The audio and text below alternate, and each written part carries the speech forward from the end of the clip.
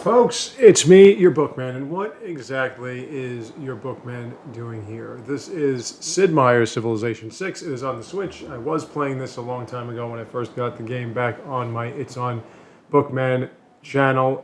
But for any of you that have been paying attention to this channel, and judging by the attendance, you haven't, I've been really grinding out a shit ton of streams for this game, trying to get ready, trying to prepare before Echoes of Wisdom comes out, before Brothership comes out, before big titles come out, Switch exclusives.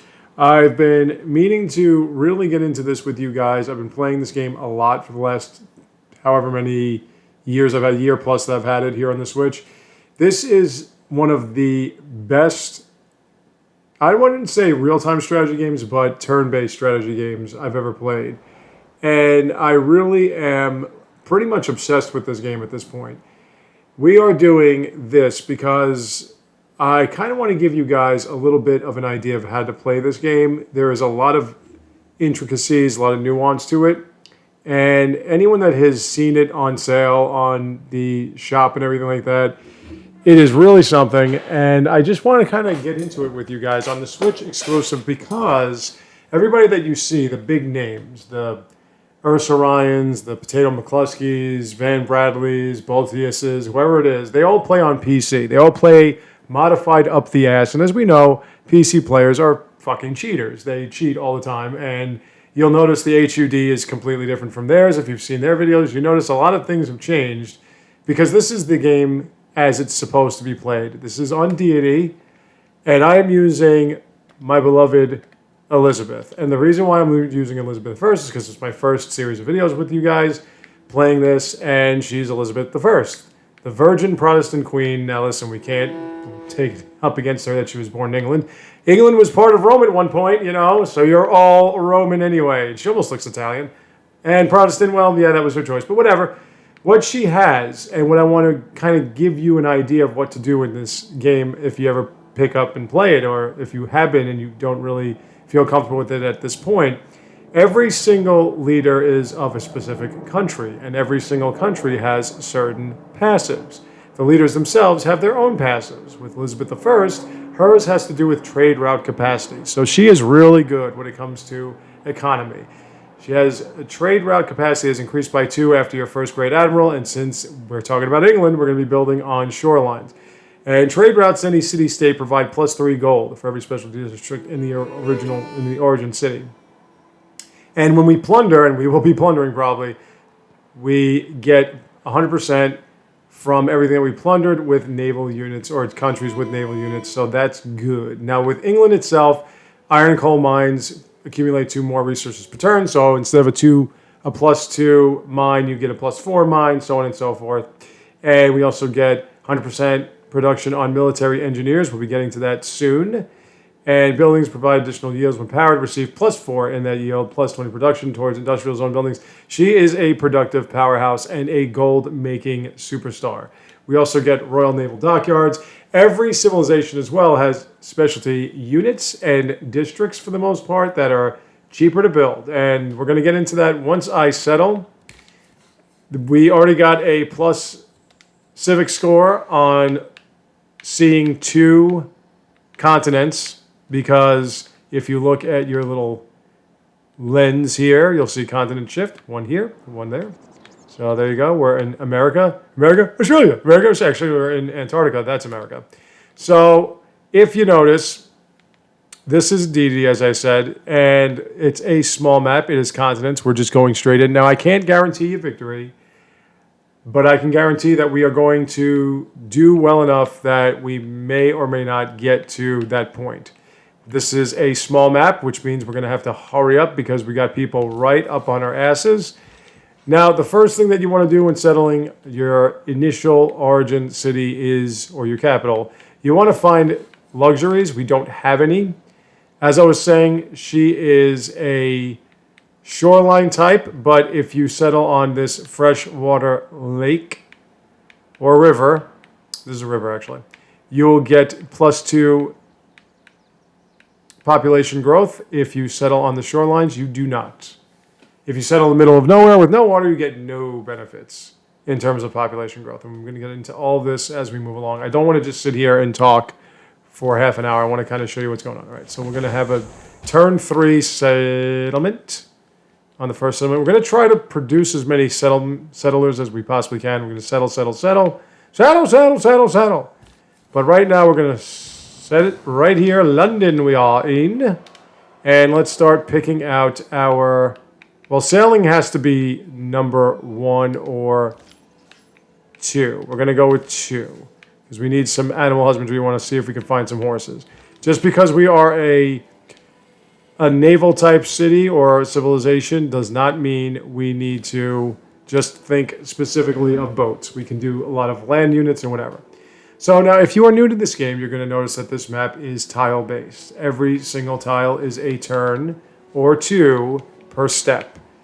You have, and when I say turn based, you see up in the top right corner, turn 4 of 500. We're doing this in standard speed, which that means we have 500 turns. And at the end of 500 turns, you and the other, in this case, 5 civilizations you're up against, will be graded in terms of everything you've done. Well, we'll look at it like this. Science, your culture, your domination, meaning your armed forces, your religious, and your diplomatic all come into an overall score. So many things are established with this, and so many things are dedicated to it.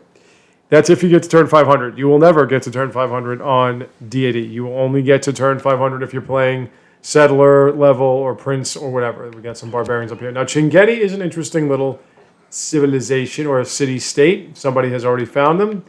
What you do with city-states like these, you notice that they are color-coded, and you notice that you have this. If you become suzerain of these city-states, you have their army at your disposal. If you're fighting a war, they will attack your enemy. If you are fighting barbarians, they will defend your city, and you can levy their army as well, which means you can get an army with just some gold right out of the gate. You can't really promote that army, and we'll get into promotions when that arises. But you'll find them pretty much everywhere, and if there's somebody that has already found them first, that means there's somebody nearby. We're going to try to avoid combat as much as we can in the beginning because of the fact that the opposition is high-powered. Now, this is the thing about Deity, and this is why it's much harder a game on the Switch. Switch is the final version of this title. It was released long after it was initially brought to PC and then other consoles. I also sped up the animations, the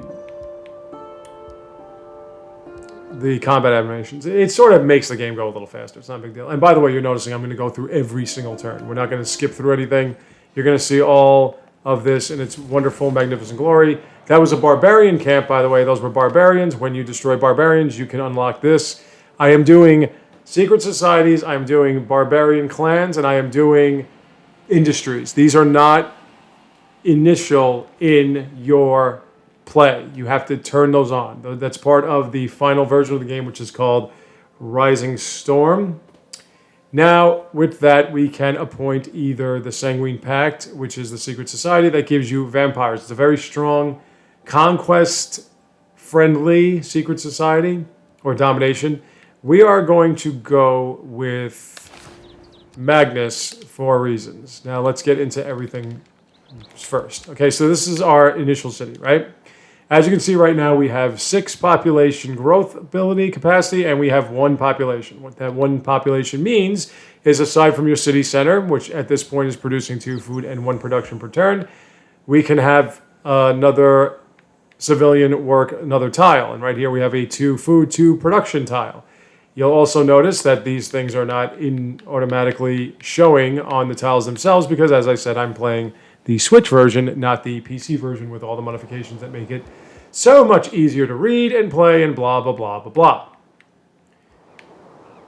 When you gain more population because of your food output, which is over here, you will then be able to work more tiles. So you want to expand your population by feeding everybody. I guess feeding turns them all horny and whatever. Every city also gives you some science per turn, culture per turn, food per turn, production per turn, gold per turn, and faith per turn per se, depending on what tiles you're on, depending on what resources you have around you, depending on whether or not you build specialty districts for specific things. Also, if you notice, we have a tech tree. And right now we're looking for what we just found here, a friendly tribe. These are all tiles that you can settle on. And the goal is to spread as far and fast as you possibly can so you can become the more dominant civilization over everybody else. There are so many different ways you can do that.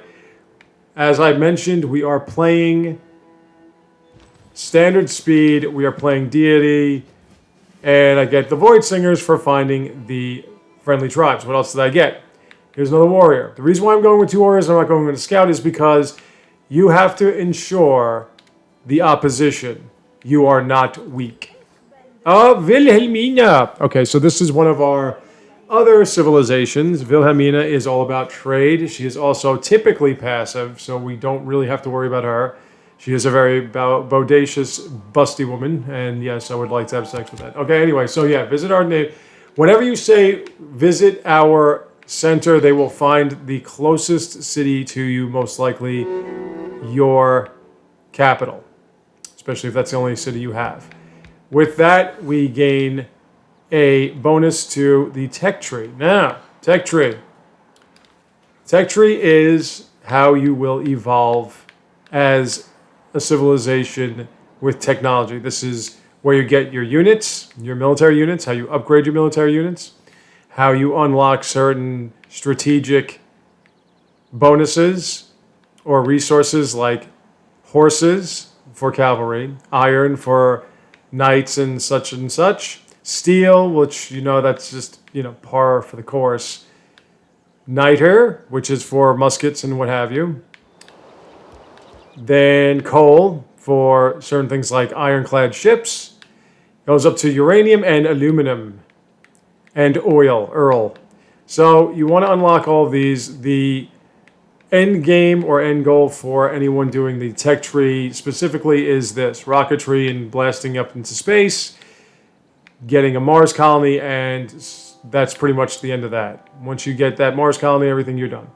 It takes a lot of time, and one thing I want you to look at is up in the left corner, you'll see you're getting a certain amount of science per turn, culture per turn, and gold per turn. Science per turn is predicating this. Each one of these technologies has a certain amount of science that is necessary to unlock it. In this case, it is 25 science to unlock horses or animal husbandry. What that means is if you're producing 3.5 science per turn,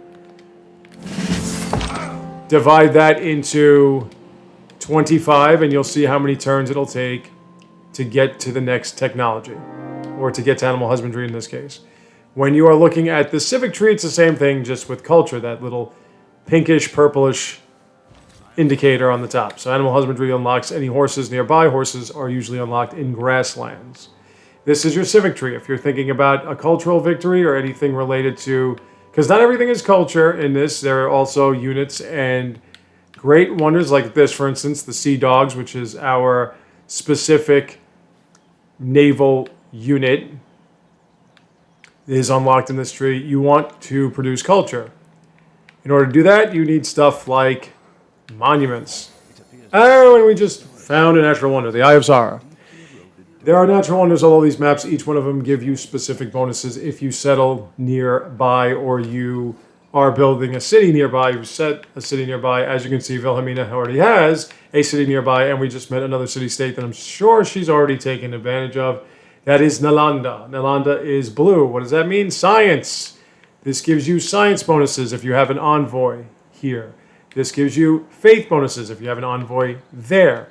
A first meet, you get an envoy for free, and you'll already be benefiting yourself on whatever it gives you. Now, if you look here, 1 envoy in Nalanda gets you +1 science per turn. 3 envoys +2 science in every university and consulate. +6 envoys is +3 science in every research lab and chancery. And if you become their suzerain, you get the ability to make the Mahavihara improvements. You also get other bonuses. So you kind of want to get envoys, and the way you get them is through your civic tree. Now that we've met a civilization, once we unlock trade, we can make trades with her. Ooh, horses here, horses! So I got to settle around here somewhere. You don't want to settle too close to each other because you want them to have room to grow. You want to give yourself about 2 tiles away from one another. It will not allow you to settle within 2 tiles of another city or city-state. So just remember that.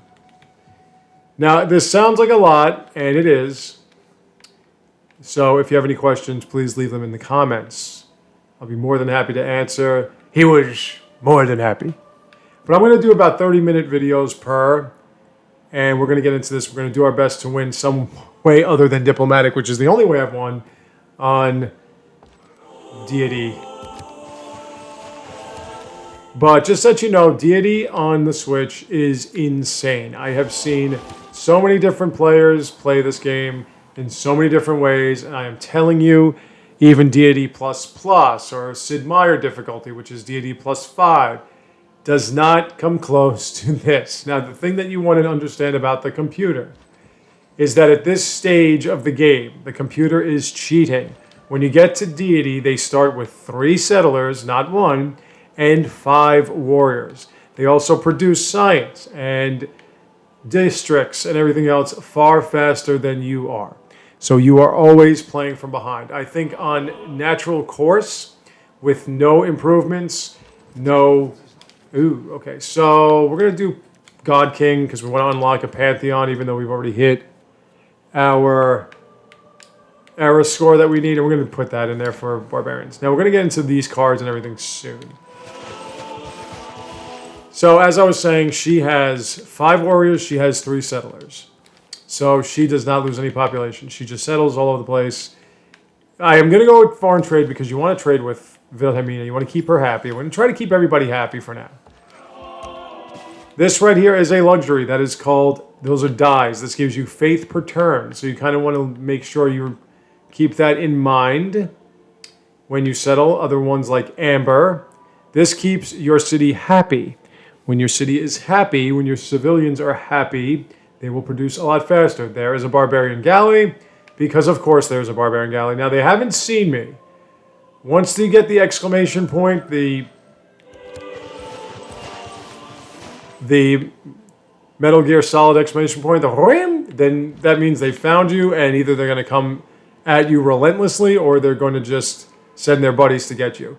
If you get found by a barbarian this early in the game, it is murder. It is absolute torture, murder. It is the worst case scenario, and there you have it. They found us.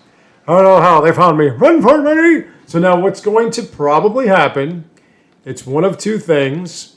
They are either going to, this thing's either going to attack me, or they're never going to leave me alone. We just got gold on that tribal village, so, the friendly tribe. So what I'm going to do is, I'm going to save up for a slinger. We want to build up our army just a bit to make sure Wilhelmina doesn't get any funny, funky ideas. She probably already has suzerain Chingetti. Nope, she's suzerain Nalanda, so she's getting full scientific benefits. So if you look at the score, she is in first with 8.9 science per turn. She has 3 cities. I am at 3.5. Now, the 3 cities at base will all be at like at least 3 science per turn or 2.5. Ours will go down each time we settle. So, what that means is the next city we're going to get maybe about 1 science per turn. City after that maybe a half. Like it just kind of keeps going down. We'll check it out as we go further on. But yeah, this is how the game is played. So I wanted to talk to you about the way this game is set up. Now, we have a settler. That means we lost population in London, but that's fine because at this point we should have... I'm going to buy a slinger. We should have maybe... Yeah, they're not going to let me settle there. We should have maybe 2 as it is. We're going to settle here by the dies. It's going to give us faith per turn. I'm going to go with another settler. I thought I was going to go... Let me go with another settler. We're going to try to spread as fast as we possibly can. I have a slinger here. Slingers are ranged units. Warriors are melee units. The reason why I got 2 warriors is because I want to be a little bit more on the defensive side. I want to make sure that nobody attacks me. I want to make sure that nobody comes after me head first. Now, if she is our only civilization here, then we're in decent shape, but we still have to spread. We have to spread fast. We have to spread often. This computer is relentless, and they're sailing. That's what we need. All right, so it's sailing undone. Let's go get... I don't think... I need pottery. We haven't discovered a pantheon yet, but we have met somebody. We did find a wonder, so that gives us a boost to astrology. Let's go with some science, and I'll think about it from that point on. So we're going to settle here. As I said, it's by a river or a lake. I always get those mixed up. I'm going to keep looking for barbarians. Slinger can stay there. So if you look here, this gives you science victory parameters. This gives you culture victory parameters. This is who's leading at this point. If you look at domination, her initial military strength would be around 110, 100. Mine is at 20. That's based on the melee or the military combat rating of each one of your units. I think it's melee. So a slinger gives you 5. Warriors give you 20. So if you start with 1 warrior, you start with 20. She starts with 5, so she starts at 100. Just keep that in mind. I got a couple of good spots here. We're going to take this. We're going to get a 2-2. As I said, when you see 2-2, 2-1, whatever, 2-2, that just means how much you're going to produce per turn. Each unit, each district, which we haven't really unlocked yet, each one is worth a specific amount of production. So if you look at the city itself, you look at this little tag here, that's the production tag. As you can see, a monument is 60 production. It's also 240 gold. We don't have either one of those, so we're not going to worry about that. A settler is 110 production. Builder 50, yada, yada, yada. These guys, the military ones, stay the same in terms of production. Settlers and builders increase. Civilians increase. Ooh, more horses. Civilians increase like settlers, builders, whatever, every time you produce one in terms of production and gold. This way you can't just keep shitting out units like that every 5 seconds because the production will never increase. If that's the case, ooh, we got a flood. If that's the case, then it'll just be too easy to get more and more settlers and whatever. Let's get the settler out. As I said, I'm going to make these videos about 30, 35 minutes each. Maybe post 1, probably 2 a day. Okay, Chingeti is coming in my neighborhood, but that's not really anything I worry about. No one's really, nobody has suzerain them, so. We're going to try to find a resource, and then we are going to trade with her. I want to keep her happy for now. We want to be friends with her. So I'm going to settle here. I want to settle a lot of shoreline cities. Typically, I don't like shoreline cities, but in this case, it's England, so we kind of need it. It's England, man. We kind of need shoreline cities. Not need, per se, but it makes the most sense. All right, let's settle here. Right up by the dies, as you notice immediately. Let's get another slinger up. Actually, I would like a builder. If you notice immediately, this little thing, that tent, that red tent thing that's on top of, next to that's the combat defense that you have. So if somebody attacks you with a 20 unit, a 20 melee strength unit or above, that city's not going to last too long. That little red tent means that they're not happy. They have no amenities. If you look at this, city details, you're going to see all these little bits of information. If you look at this, our loyalty is very important. Loyalty can change hands. You can lose your city specifically because you are too close to someone with a lot of population. You're too far from your own city during a dark age. If you notice the bottom right corner there, that is your era score. You want to get to at least a standard age that keeps everything in check. If you get to a golden age, you will have many benefits. If you get into a dark age, you are going to be absolutely screwed for the most part. So you want to make sure that you stay in the blue.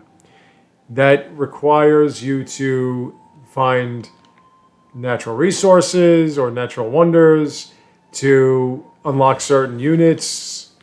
Like, for instance, we've unlocked the ability to produce galleys. If I produce a galley, then I get error score.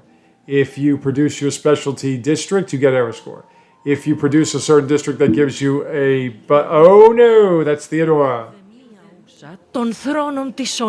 I do love you, baby doll, but she is very, very aggressive. That is Byzantium. I'm trying to master the male version, which is Basil II. Byzantium is extremely hardcore. They have many benefits in combat. So you have got to be careful with dealing with them. When you see them on the map, you might want to start thinking about producing units. More horses. Because if you don't, they will find that you are weak and they will come after you. I am going to play a game as Theodora one day. I want to kind of go with leaders that nobody really uses. Nobody really uses Elizabeth. Nobody really uses Theodora. I've seen Ursa Ryan, who I do suggest to people who are starting this game, or even those that just need a little bit of an improvement on their skills. I do suggest Ursa Ryan because he's got a nice English accent, I guess, and because of the fact that he shows you step by step. Now, once more, he uses a lot of modifications. He gets a lot of an advantage. And above all else, you'll see him go from about 5 science per turn to about 150 in just like a few minutes. It's craziness. If you notice for this city, Sheffield, because there are no real special types of resources or whatever, we're only getting 0.4 science per turn there. So settling a new city doesn't give you much science per turn on its own. So you want to settle a lot of cities. You want to build a lot of... Oh, sure. Okay, so she's being friendly with us. So what you want to do is you want to be friendly with her. You don't want to mess with Basil II. You don't want to mess with Theodora. You don't want to mess with... we'll see them as we move along. For those of you that don't know much about the Byzantine Empire, it was the Roman Empire when Constantinople, or Constantine, I should say, emperor, tried to be the god king again. And we were not having it. We were a religious sort. We believed in Christ, not in a man that said he was God or whatever. So we were not going to deal with his antics.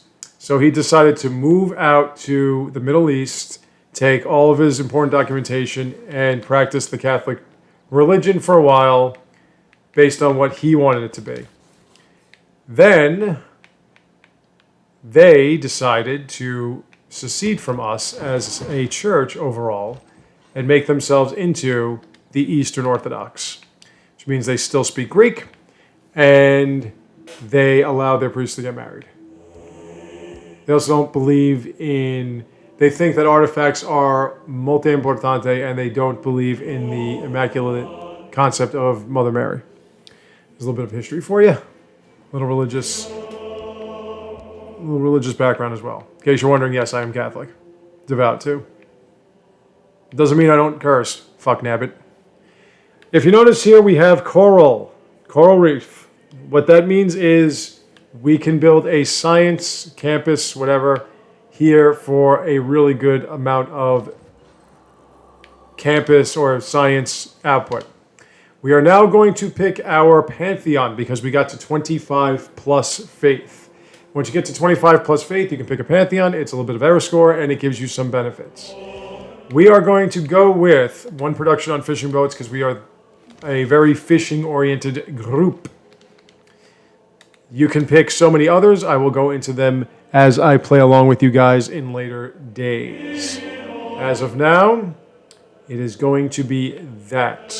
Because if you notice, we have fish here, we have fish here, we have fish here. Another good thing about the Byzantine Empire is you get to hear this wonderful cantering. I am going to go with astrology. We're going to try to get a religion. And then, of course, I'll go with mining. And then, of course, irrigation. We're going to try to get a religion, but Byzantium is here, and they will stop that big time. Byzantium's... One of their passives is that they will get plus great profit points. Plus 1 great profit points per turn. What do I mean by great profits? Well, my fine feathered fiends, a friend. If you look, Bristol. I thought you were in Connecticut. Okay, so now if I were to build a campus, like, you want to kind of go here. But you see right here, +4, because of all these mountains and everything. If you look at each district, let me try that again. If you look at each district, let me try that again. If you look at each district, this gives you +1 great scientist points per turn. You want to build a campus around grasslands, mountain tile, plains, mountain. You want to build them around mountains, desert mountains, tundra mountains, whatever. You just want to build them around mountains. You also get +2 adjacency for rainforest tiles. You also get +2 for district tiles. You also get +2. Now, all of this is reflective. So what that means is I can put this here. I can start at a base +4. That will give us error score in whatever period of time it finishes. Once that error score, or once that campus is done, if I were to build something else here, it will actually bring up this, because it said adjacency for other districts. If you put another district here, this will become a +5 campus, so on and so forth. It just keeps going up the more you build around it. So now let's give this to Wilhelmina. We want to kind of get our science going. Over here, we're going to get a galley. Only 4 turns because I put that card in there. If you look here, these are your cards. Every time you unlock a civic tree advancement, you will see certain cards will be unlocked as well. They are indicated by those little card-like logos. See these things? The purple things over there? What that means is you get extra passive abilities and benefits with these cards. So right now we're doing faith per turn and gold per turn +1 at the capital. We're also getting a +100% production output for ancient and classical era naval units. If you look at a galley is one of those units. It is an ancient era melee naval combat unit. So we're going to get +100% production. What is the production of the galley? It is 65. What are we producing per turn in London? 9. So we're going to get 18 per turn. That's why it's taking 4 turns. Okay? This is how it works. It's all numbers, baby. We're playing on a computer. The computers are all numbers. Now, what already looks to be an issue is we've got 2 civilizations right up our asses over here. So we're going to have to spread somewhere else. If we try to spread too close to them, they will complain, and they will also start building up their cities so that we lose our loyalty. I can try to settle another city, and if I try to get here for the horses, for trading and such, it will most likely be affected by Thessalonica being here. But I am going to get back to this. Let us save a game. Let us change the title. We will call it... Nope, let us change the title. We will call it Elizabeth. And when I come back, probably in 2 days, we are going to continue where we left off. Where are we? 3 cities, 5 science per turn, 2.5 culture per turn. We are in last place by 4 technologies. And right now, these are all your great people. We have the first, right, somebody already got a great scientist. This is how fast it is on Deity. These are all the great people. You need to build specific districts to get them to join your cause, and they give you boosts and benefits. The first great prophet is being founded by Wilhelmina and not beloved Theodora, which means that they have a holy city first. So we have to build a holy site. We have to do a lot of things. I will see you then.